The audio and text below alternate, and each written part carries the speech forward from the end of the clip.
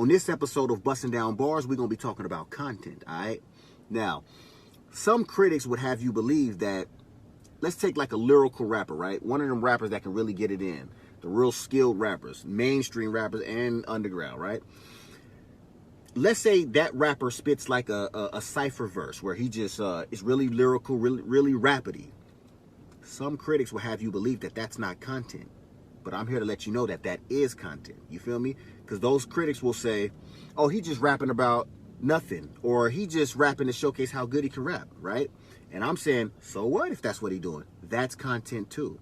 Now, to help illustrate my point, I'm gonna show y'all two paintings real quick, two pictures that these artists drew. All right. Now I don't know if y'all can see this. Peep that out. You see that?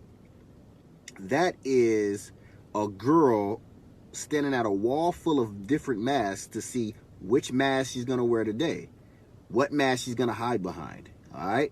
This is a painting. It's dope. I don't know who the artist is though. Right? All right. That's one painting. That painting has like a deep meaning. You feel what I'm saying? There's another painting. This painting is by Calvin, what is his name? Kelvin Okafor. Dope artist. This is a drawing. This is not real. Alright? Now, the difference between the two drawings are, one drawing has a deep meaning. The first one has a deep meaning. You feel me? It's like kind of talking about like how we all hide behind masks every day. The meaning is dope. The content, it's real deep. You feel what I'm saying? But how they drew it is just, well, whatever. Meaning is dope, but how they drew it is like, oh, whatever. Either way, it's dope. When it comes to this one, what they drew is like, whatever. It's just a regular person. You see, you know what I'm saying? Well, regular motherfucker you might see every day.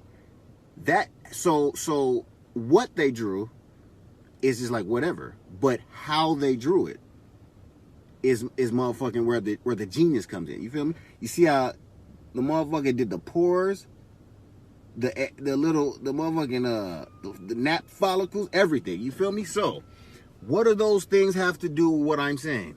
I'll explain. When you are an artist, it's not just like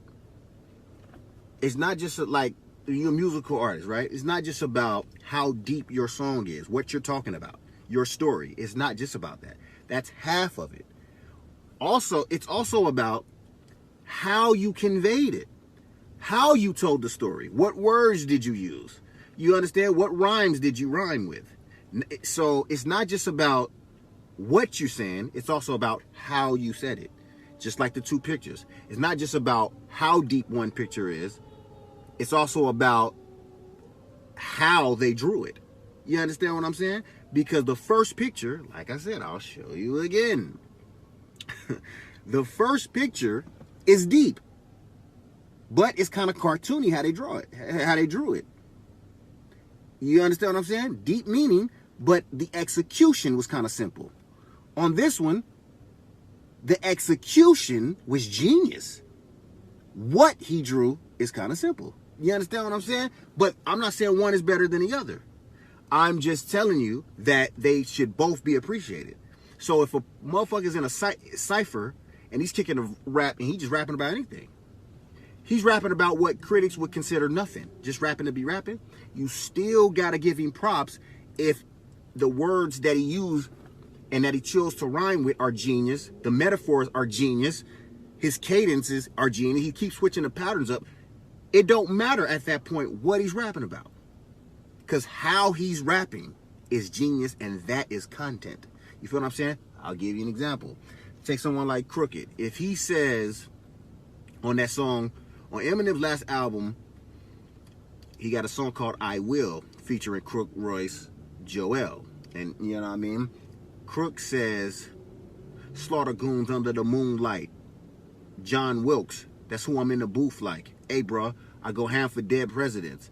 And everything I record is over your head like a boom mic, all right? Now, That whole song, somebody might take as this, oh, these are just niggas displaying rapidy rap skills and going back and forth and trying to rap each other and all that type of shit. Somebody might say that, right? That's not the case, but even if that was the case, how genius those bars are throughout the whole entire song. All them niggas was warming ribs up and came the fuck off on that song, right? When you analyze everything he did in that, you'll see, okay, it don't matter what he's rapping about, because how he said it was dope. It don't matter what they talk. It don't matter if it's no story. How he said it was genius. You feel me? You break all that shit down, and then you take somebody like M. M says on this one verse on his first album, he says, "Got your girl on my arm and I'm armed with a firebomb." No, he said, "Got your girl on my arm and I'm armed with a firearm so big my entire arm is a giant firebomb. Buy your mom a shirt with a Slim Shady iron on and the pants that match. Here, mama, try them on." A critic will hear that and be like, what is he talking about, right? But if you know about rap, you know about MCing, he's getting it in.